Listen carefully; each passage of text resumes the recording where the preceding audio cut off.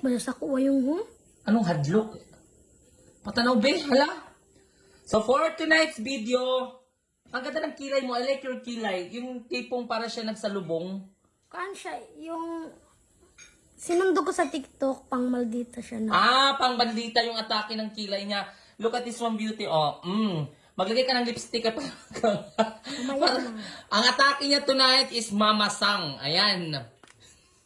Alam mo Mama Sang?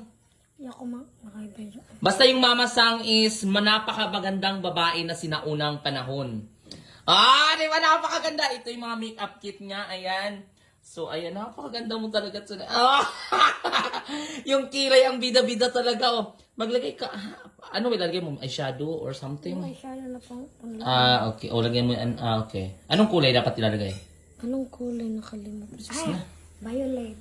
Violet yung ang atake niya tonight is Mama Sang. Mamma Mia, here we go again. Oh, nice yung Violet. Just, alam mo yung ang atake mo tonight yung nagpaparent ng bahay na walang nagbabayad. Yung nagpapaupa ka tapos hindi ka binayaran ng Judith na.